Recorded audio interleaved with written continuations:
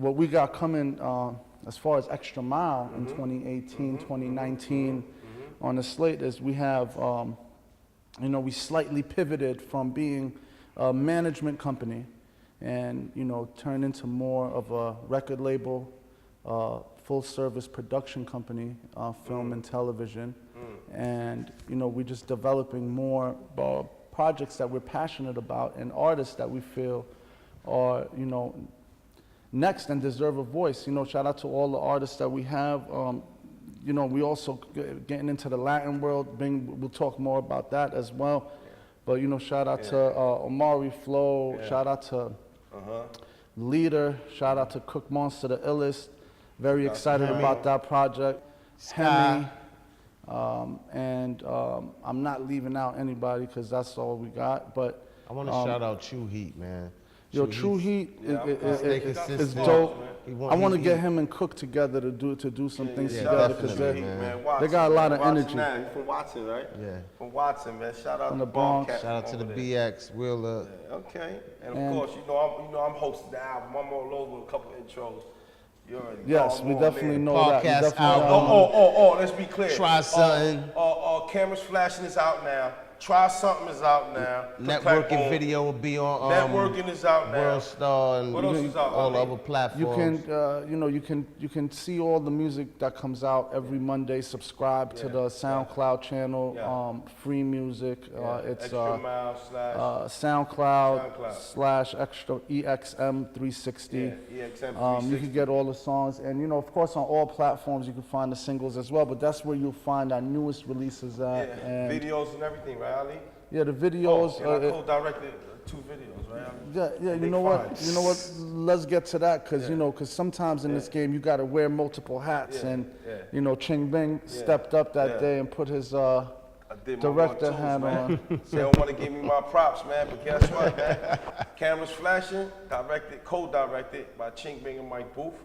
Also, networking. We killed that. Listen, y'all gotta relax. Yo. I'm shooting videos.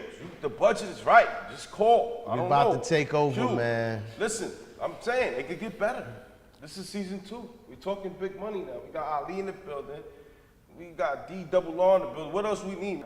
What's next? General, you from Harlem? I'm from the Bronx, but I've been in Harlem. I'm from both, Okay. basically. Because I know you got that shit. You be posted up. Yeah, I'm good. That's one thing about D, man. He is the streets. Right. No matter how much money you got, man. Let me tell y'all a story. He's good. I was in Harlem the other day, and I swear to God, this is a real story. He said, "Yeah, I'm right here. I'm on the block. Come through." I pull up.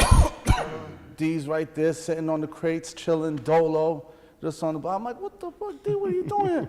He's just chilling. He's just right here, and that's how he is. He's just good wherever. He'll just pull up with the car, and D's good, and that goes to show for the respect that he's earned and the people have for everything that you guys have done through the year. I'm blessed to just be able to just talk to D. Whenever I might be chilling in my job, chilling, doing what I'm doing, he hit me like, "Yo, you grinding. I see you. Keep pushing."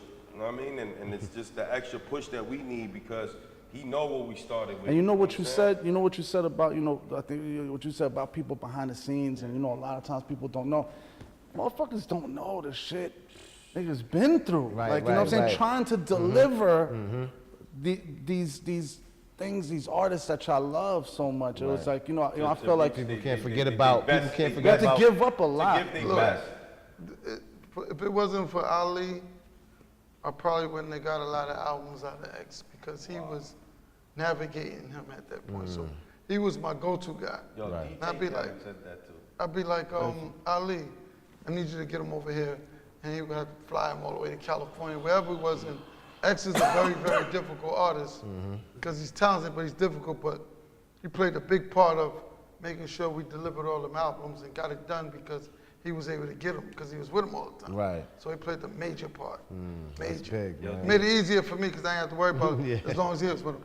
Just get him here, Ali. One time I was going through something. And you can't tell D I fucked up. You don't want to say that. Doubt. And there was times where you have to keep it 100 and just say, "Listen, I tried everything." But you don't want to let down the family. You know what I'm saying? And when you get that responsibility, like I said at that time, This is a movement. You know, everybody's playing their role, so you better play your role, you know, and that's just the vibe of what it was. And I remember one time DJ Khaled said, yo, Ali's the man. He said, yo, Ali, DJ Khaled. He's like, yo, Ali. shout out to Khaled. Shout out to Khaled. Shout out to We the Best. He said, yo, Ali can make it happen. If anybody can make something happen, it's Ali. And I ain't gonna front, man. Ali deliver, man. Yo, D, Thank you. how was it having a legendary nephew? Like, how was he growing up? Like, did you see the music talent in him, or? You know, Swiss is my brother's son, but he's like my son. Right. I had him more than anybody. So. Right. He grew up and he knows, you know, He lived with you for a while.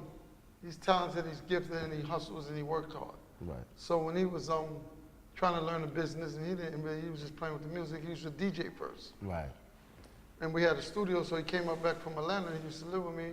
And I used to go home and leave him in the studio. He'd be like, oh, come on. He lived with me. He's like, nah, I'm going to stay here. So he stayed there every day. And every morning I come in and he'd be like, I got some new beats for you. I go in there, I listen to him. And he plays something and I'd be like, that's not it. That's not it for about a year. That's not it for about a year. But that's what helped him get his craft. So Right. like, it was other producers that we had in there that was a little bit ahead of him. It was PK, He Grease. was learning. He Picking up shit. He had learned it and he Right. figured it out. And he figured it out after about 2 years of this. That's not it. That's what made him a monster. That's what made him the monster, right? Look, that's what made him the monster. Yeah, that's what made him the monster when you did. Yeah. When you had him in that room for, that's not it. Yo, look, I got a Swiss story, man. This one I was at the rim shop, and Swiss came in, and you know he was getting all this shit for the cars, and he'll send this to Atlanta. So the bill was like $35,000, right? And at the time, you know, I know who Swiss Beats was, but the people who I worked for, they're looking like, fuck you mean?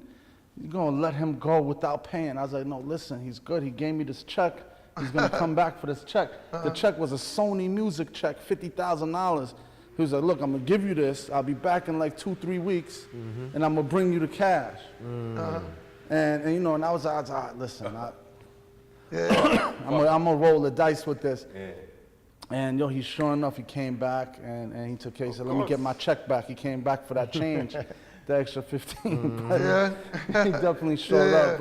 But he was really into cars at the time too. Like he spent a lot of money at the shop. That was, We did your car too, let me D. tell you that this is how I met Ali. My man Bezo. So I bought a bunch of cars. I don't know. We was buying a bunch of cars. So what was it? What was the first? I gotta see if you got his memory. What was the first car you did for me? It was the Benz Coupe. Yep. CL. Yeah, the What was it? CL. Yeah.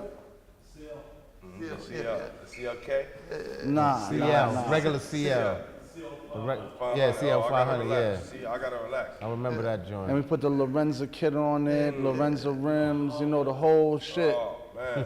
Custom made. And you know what, I never forget it at the time. Like, you know, D, he came, he paid for everything, whatever it was, and he was so happy. He was like, hey, he gave me $300, you know, at the time too. And you know, people don't usually tip the guy that just got him for $20,000. But I was grateful at the time too, D.